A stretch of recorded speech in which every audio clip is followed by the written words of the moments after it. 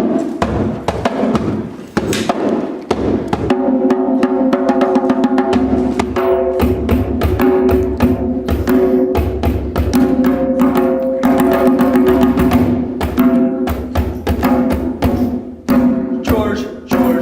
of the jungle.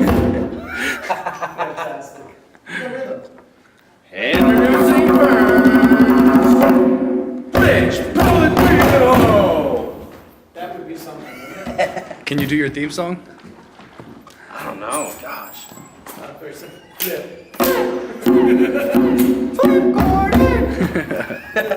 There it is, there's the intro. Flip, how you feeling today, buddy? Good, man. I'm excited. Back home. When was the last time you were on this side of the country? It's been a while. I was in New York last weekend. That was the closest I've been to Massachusetts in like 4 or 5 months. Wow. So, it's the first weekend without a flight. That was nice. Since Resolution Weekend? July? Yeah. Wow. Since you jumped off the top of that Pretty crate. much. I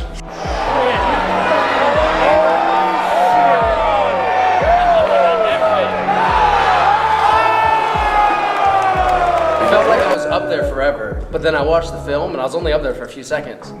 But I remember just standing up there and I'm like, oh God, what did I get myself into? I think that's why I wanted to do something so big, because I knew I was gonna be gone for a while. Yeah.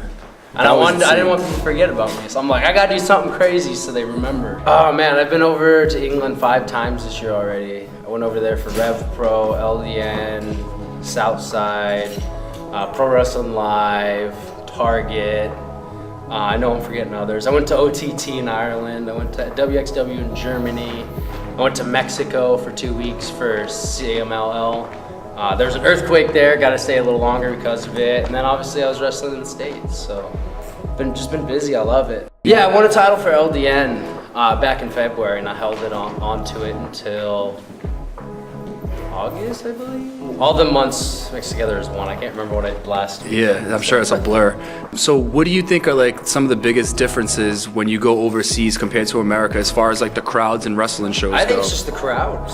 Obviously it's a different style. They like different things. Everybody likes different ice cream. So as soon as you learn what they like, it gets easier. Like when I went down to Mexico, it was the funnest time of my life because I just felt like I didn't have to kill my body, and I felt like I connected with the crowd so much better than anywhere else I've ever been. England the same way. Like I can go out in front of an England crowd and I know they're just gonna be hot because they want to see professional wrestling.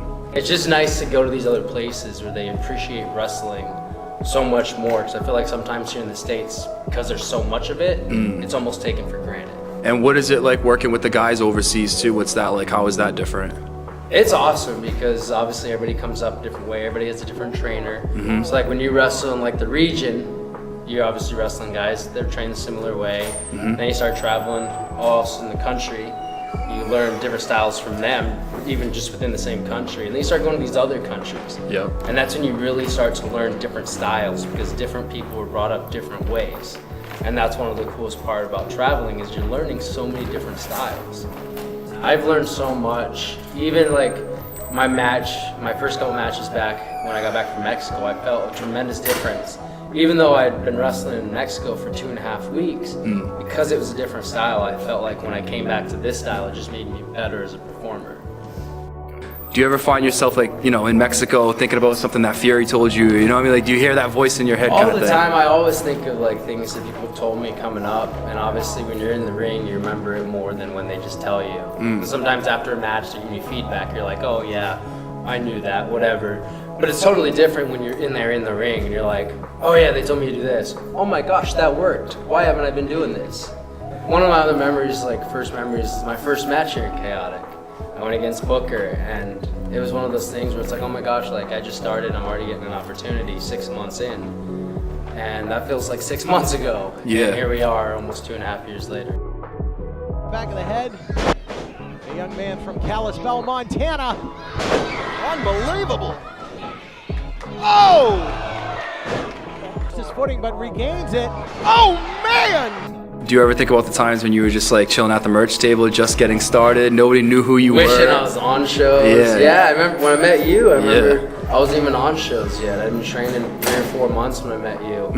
and to being in the crowd and be like, oh man, I can't wait to be on shows, to being a security guard, you know, doing like run-ins and stuff and getting beaten up as a security guard, to now being in the ring and being, I would almost say, like a main attraction now, is where people are coming to see me. If you can like send a message to like all the new kids coming up at the New England Pro Wrestling Academy, Fury's got like a full house in there right now. I was there 2 days this week for the first time in a while, and there's a lot of new faces. So let's start with that. Like, what was your kind of overall opinion on seeing the kids there and the new crop? I love seeing so many people willing to step outside their bubble to chase a dream.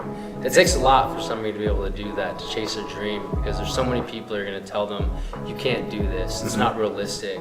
And so I would just like to tell those people that no matter what happens, chase your dream. There's going to be haters. There's going to be people that tell you you're too small, too slow. You just got to let that stuff go in one ear, out the other, follow your heart, and anything is possible.